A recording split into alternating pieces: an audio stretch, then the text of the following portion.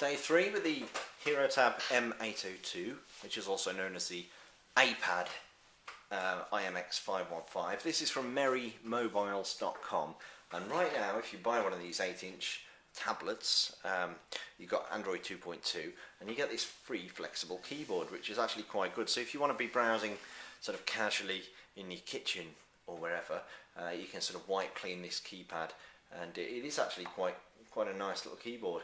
You can sort of type on it very easily indeed.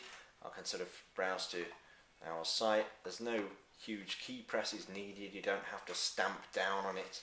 You can just browse very easily indeed, and it gets to the site in question. And then you can sort of scroll up and down easily. I mean, I have, to be honest, had a few problems with the resistive screen on this particular device, but with this keypad it is a great deal different.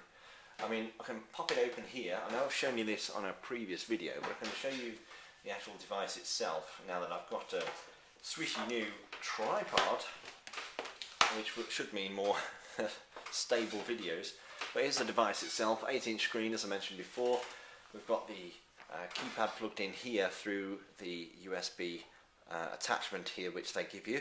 The TF/micro SD card slot there, and the 3.5mm audio port, external speaker there, and then on the top, or on the right hand side should I say, the on off switch and a home key. So if we turn it off there, we get this sort of device options, and we can choose off, use the keyboard again, device will shut down. I'll just show you the boot sequence while I'm sliding it back into the holder.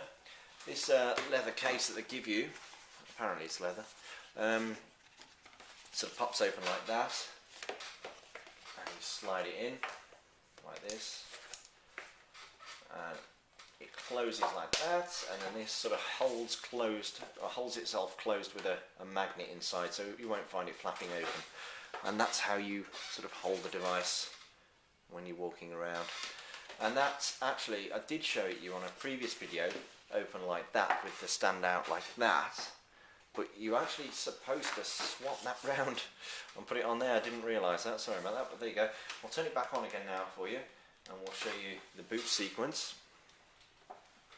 Android 2.2, as I mentioned earlier. Let's bring it a little bit closer for you.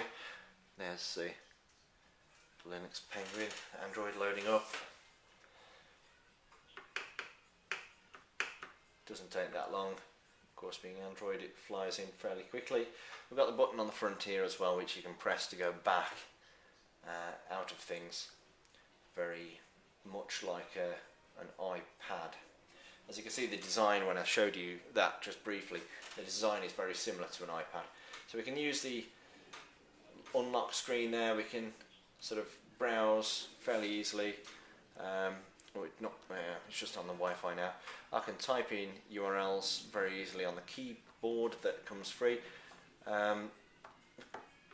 It's just like in this respect, just like a notepad really. You can just browse around, and you can double click to zoom on particular articles. Hopefully I can double click to zoom. You can even watch videos in the browser just like you would in a normal sort of Android 2.2 device. Normally phones, of course, are what we review, but if you want, you can have a look at this Comtiva review here, Comtiva, however it's pronounced, and we can have a look at the video that is included within this particular news item within the browser. And it'll come out through the external speaker that we showed you earlier. Hopefully, let's double tap, see if we can zoom in. There we go, we can zoom in a slight amount. There's a zoom function down here. We'll press play on that, and we should be able to watch the YouTube video that Kenny did for us on that particular story. So, as you can see, that works fairly well. It comes out the speaker fairly well. It's not too bad at all. So I can browse back home. We've got the volume functions on the top here, which you may be able to see. But if not, don't worry, they are there. Now, if we go into the main panel of applications, we don't have the Google Android Market, neither do we have the YouTube application. I have tried to install it but failed miserably, so I've instead installed the YouTube downloader, and we can use that to browse YouTube, and we can download YouTube videos if you wish. I can do a search, Let's do a search for full smartphone. That's always a good place to search for. And we can watch videos in high quality through this interface if you wish. I'm going to use the keyboard again. I'm going to sort of have a look at the behind the scenes video that I've just recorded literally an hour ago. So we just press and hold enter on there. It opens up, does a little bit of buffering, and then it should show us the video in full screen format this time. Again, this was recorded just minutes ago in 720p high definition, and it runs very well indeed, very smooth, and you can see the keyboard that I'm just actually looking at now in this particular video that we recorded a moment ago.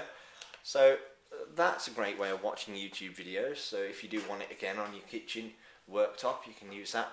The only issue I have with this is it hasn't got the Android market, so you will have to use other types of market, like this one here. Oops, I've gone into the wrong thing, sorry. Like SAM, I believe it's slide market, or you can go in through the YAM market, and you can download apps that way instead. So this is a sort of an alternative market, and we can go into entertainment applications, and we can have a look at various bits, and we can install applications this way instead, so we can have a look at what's available that way.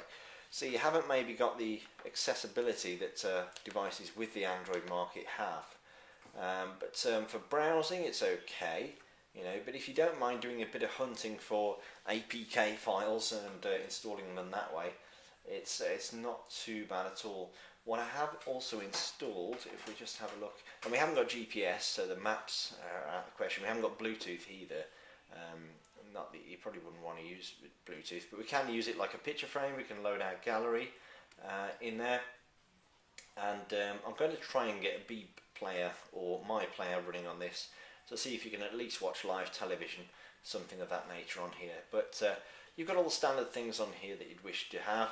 You've got Quickoffice as well, so if I stop pressing the wrong button, if we go back into Quickoffice, there we go, loading Quickoffice, and then we can use the drop down here, and we can have a look at what's on the SD card. We can have a look at our recent items. We can use this down here, and we can see the recent items as well. We've got the task killer as well, which I forgot to mention seems to be always running on this particular device. Let's have a look what we've got on here. Download. There we go. I don't think we're going to be able to do much now.